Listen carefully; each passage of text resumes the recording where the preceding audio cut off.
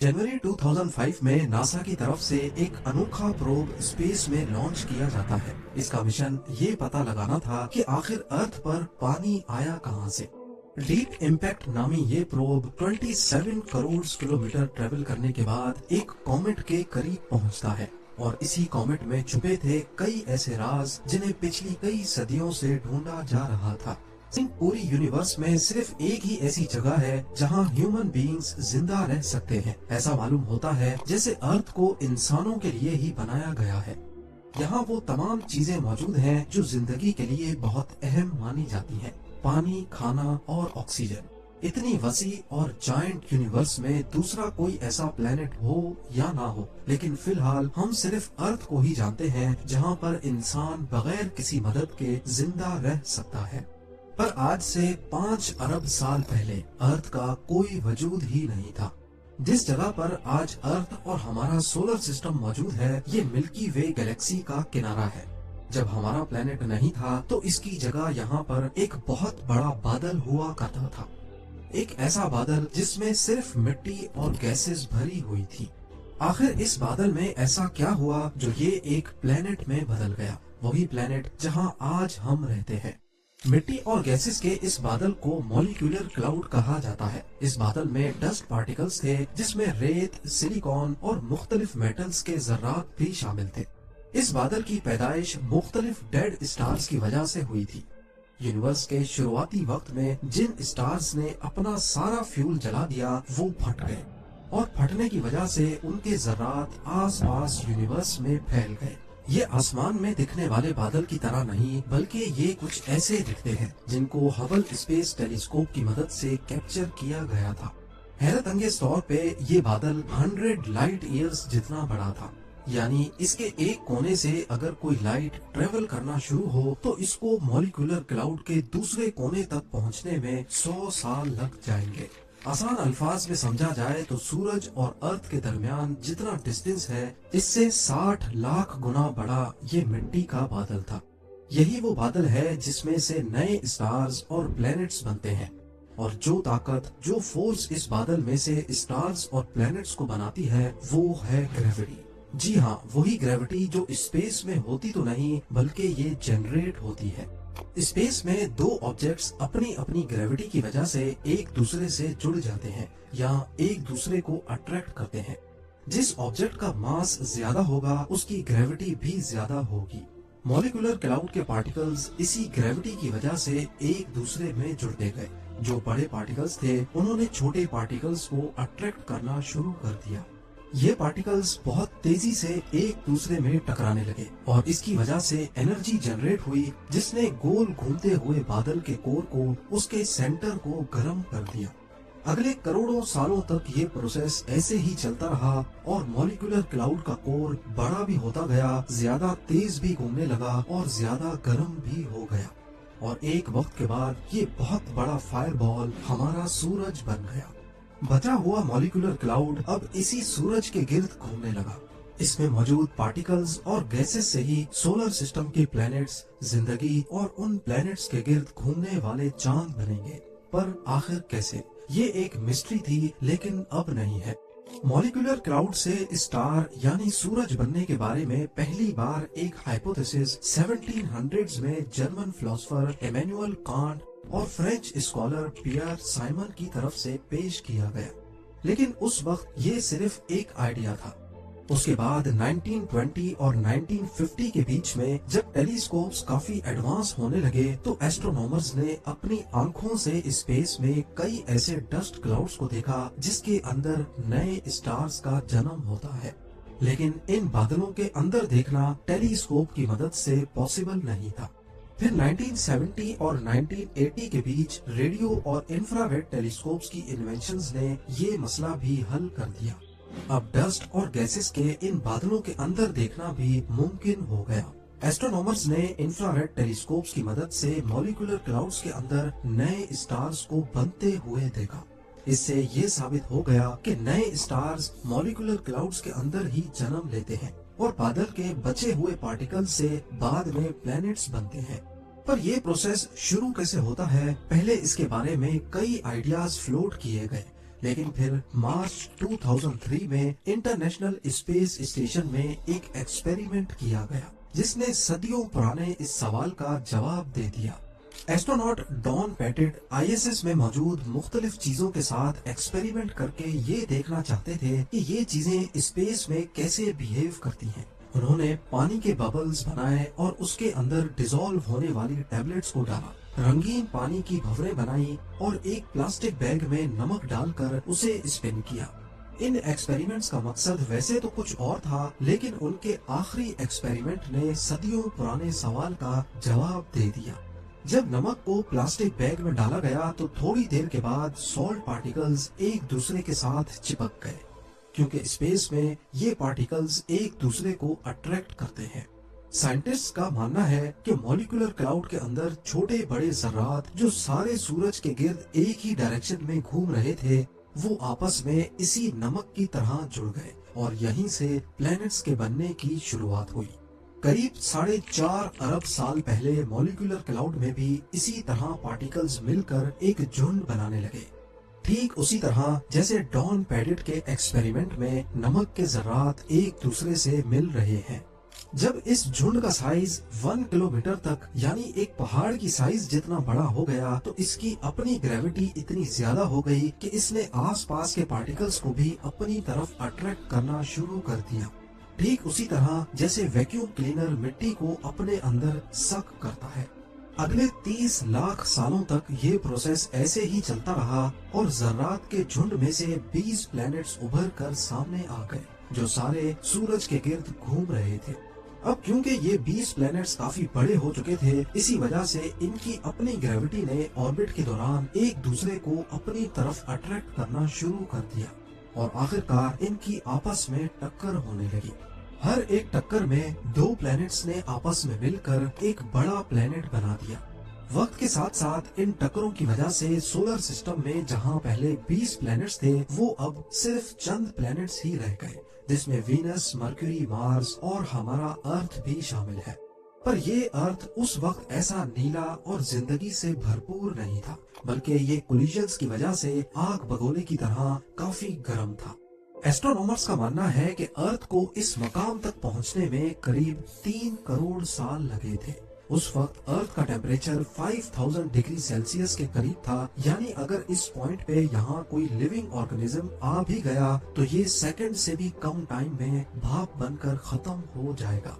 ارتھ میں زندگی کے آثار صرف تبھی ابھر پائیں گے جب اس کا ٹیمپریچر گرے گا، لیکن جب تک یہ ٹھنڈا ہوتا اسے اپنی ایگزسٹنس کے لیے ابھی سب سے بڑے خطرے کا سامنا کرنا تھا، سولر اسٹارم۔ جی ہاں، سورج سے نکلنے والی شعاعیں جب بھی کسی پلینٹ میں داخل ہوتی ہیں تو وہ اس کے ایٹماسفیئر کو کافی نقصان پہنچاتی ہیں۔ یہی سولر اسٹارمز دوسرے پلینٹس میں بھی آتے ہیں اور اس کی وجہ سے یہاں زندگی کا بڑھنا ممکن نہیں ہوتا۔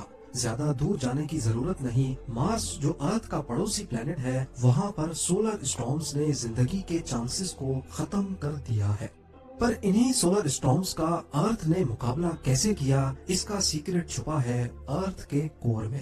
جب مولیکولر کلاؤڈ میں ارتھ بننا شروع ہوا تو اس کا ٹیمپریچر کافی بڑھ گیا۔ اس ٹیمپریچر نے ارتھ کو ایک فائر بال بنا دیا، پتھر پگھل گئے اور ان میں موجود آئرن اور نکل بھی۔ اب کیونکہ آئرن اور نکل کا وزن کافی زیادہ ہوتا ہے تو وہ ارتھ کے کور میں گرنا شروع ہو گئے۔ جیو فزسسٹس کا ماننا ہے کہ جب بھی مولٹن آئرن کو گول گھمایا جائے تو وہ اپنے گرد ایک میگنیٹک فیلڈ بنا دیتا ہے۔ اب کیونکہ ارتھ کے کور میں مولٹن آئرن کی کوانٹٹی زیادہ ہے تبھی وہ ایک میگنیٹک فیلڈ جنریٹ کرتا ہے، اور اسپیس میں یہ میگنیٹک فیلڈ کا اثر جہاں تک رہتا ہے اسے میگنیٹو اسفیئر کہتے ہیں۔ نارملی یہ میگنیٹک فیلڈ ارتھ کی وہ سائیڈ جو سورج کو فیس کر رہی ہے اس میں 3,70,000 کلومیٹر تک پھیلی ہوئی ہے، یعنی لگ بھگ جتنا دور چاند ہے، اور جو سائیڈ سورج کو فیس نہیں کر رہی اس میں ارتھ کی میگنیٹک فیلڈ لاکھوں کلومیٹرز تک پھیل جاتی ہے۔ یہی وجہ ہے کہ سورج سے نکلنے والی ریڈیشنز کو میگنیٹک فیلڈ روک دیتی ہے۔ نارتھ اور ساؤتھ پول پہ یہ میگنیٹک فیلڈ کم ہے تو یہاں پر یہ ریڈیشن ایٹماسفیئر میں داخل ہو کر پارٹیکلز کے ساتھ مل کر اورورا افیکٹ پیدا کرتی ہے، جنہیں ہم ناردرن اور سدرن لائٹس بھی کہتے ہیں۔ لیکن یہ ریڈیشنز اتنی کم ہے کہ اس کا کوئی نقصان نہیں ہوتا۔ نیا ارتھ جس نے سولر اسٹارمز کا مقابلہ تو کر لیا پر ابھی بھی یہ زندگی کے لیے پرفیکٹ نہیں تھا۔ ارتھ کو ایک اور مشکل ترین مرحلے سے بھی گزرنا تھا، ایک پلینٹ کولیجن۔ اس کا ہم انسانوں کو پتا کیسے چلا، اس کے لیے ہمیں 1960s میں جانا ہوگا۔ امریکہ نے کئی اپولو مشنز پلان کیے اور ایسٹروناٹس کو ریسرچ کے لیے چاند پر بھیجا۔ پہلے یہ مانا جاتا تھا کہ چاند ارتھ کا ہی ٹکڑا ہے جو کسی وجہ سے ارتھ سے الگ ہو گیا، لیکن جب ایسٹروناٹس چاند پر گئے اور وہاں پتھروں کے کچھ سیمپلز لے کے آئے تو دیکھنے میں یہ پتھر ارتھ پر پائے جانے والے پتھروں جیسے نہیں دکھتے تھے۔ ایسا معلوم ہوتا ہے کہ ان پتھروں کو جلایا گیا ہو۔ مزید انویسٹیگیشن سے معلوم پڑا کہ چاند اور ارتھ کے پتھر میں موجود آکسیجن آئسوٹوپس ایک جیسے ہیں، جس سے یہ ثابت ہوتا ہے کہ چاند تھا تو پہلے ارتھ کا ہی حصہ، لیکن بہت زیادہ گرمائش نے اس کا یہ حال کیا ہے۔ اتنی زیادہ گرمائش صرف ایک ہی چیز پیدا کر سکتی ہے اور وہ ہے کسی اور پلینٹ کا ٹکرانا۔ جب ارتھ آہستہ آہستہ ٹھنڈا ہو رہا تھا اس وقت ایک دوسرا پلینٹ ارتھ کی طرف بڑھنے لگا۔ یہ پلینٹ قریب مارس کی سائز جتنا بڑا تھا اور اس کو تھیا کا نام دیا گیا ہے۔ جب تھیا ارتھ سے ٹکرایا تو بہت ساری انرجی ریلیز ہوئی۔ ارتھ اور تھیا کے جلتے ہوئے ٹکڑے آسمان میں پھیل گئے اور آخر کار ارتھ کو آربٹ کرنے لگے۔ ارتھ کو آربٹ کرتے یہ ٹکڑے اگلے ہزاروں سالوں تک اسی طریقے سے ایک دوسرے سے جڑتے گئے جیسے مالیکولر کلاؤڈ میں پارٹیکلز جڑے تھے، اور یوں جنم ہوا چاند کا۔ پہلے چاند ارتھ کے کافی قریب تھا۔ ایکسپرٹس کا کہنا ہے کہ ابھی جتنا ہمیں چاند دکھتا ہے پہلے یہ 15 ٹائمز زیادہ بڑا تھا، لیکن آہستہ آہستہ قریب 1.5 انچز پر ایئر کے حساب سے یہ ارتھ سے دور ہو رہا ہے۔ آپ کو یہاں بتاتے چلیں کہ تھیا کا ارتھ کے ساتھ ہولناک ٹکراؤ اور چاند کا پیدا ہونا، یہ وہ دو ایونٹس تھے جن کی وجہ سے آج ہم اس دنیا میں موجود ہیں۔ سائنٹسٹ کا ماننا ہے کہ یہ دو ایونٹس اگر نہیں ہوتے تو شاید ارتھ پر کبھی زندگی آ ہی نہیں پاتی۔ پر آخر کیسے؟ جب مارس کے سائز جتنا پلینٹ ارتھ سے ٹکرایا تو اس نے ارتھ کو ایک سائیڈ پہ جھکا دیا، اس کو تھوڑا سا ٹلٹ کر دیا۔ ارتھ جو پہلے اپنے ایکسس پہ ہی روٹیٹ کر رہا تھا اب یہ 23.5 ڈگریز کے اینگل پہ ٹلٹ ہو گیا، اور اس ٹلٹ نے ارتھ کو دیے مختلف قسم کے موسم۔ جیسا کہ آپ جانتے ہیں کہ زمین کی ایک فل روٹیشن ایک دن کو ظاہر کرتی ہے اور سورج کے گرد ایک پورا چکر ایک سال کو۔ اب کیونکہ ارتھ 23.5 ڈگریز پہ جھکا ہوا ہے تو سال کے وہ مہینے جب ناردرن ہیمیسفیئر سورج سے زیادہ قریب ہوتا ہے تب یہاں گرمیوں کا سیزن ہوتا ہے، اور سردیوں میں یہی حصہ سورج سے دور ہو جاتا ہے۔ اس ٹلٹ کی وجہ سے ارتھ کے سرفیس پر پورا سال ایک جیسی گرمائش نہیں پڑتی اور نہ ہی ایک جیسی ٹھنڈ۔ ان بدلتے موسم کی وجہ سے ہمیں مختلف فروٹس اور سبزیاں کھانے کو ملتی ہیں، سال بھر مختلف رنگ دیکھے جا سکتے ہیں، اور مون سون میں بارش کے سائیکل کی وجہ سے پینے کا صاف پانی ریورز کے ذریعے ملتا ہے۔ اس کے علاوہ چاند کے بننے کی وجہ سے سمندری لہریں بھی بنتی ہیں۔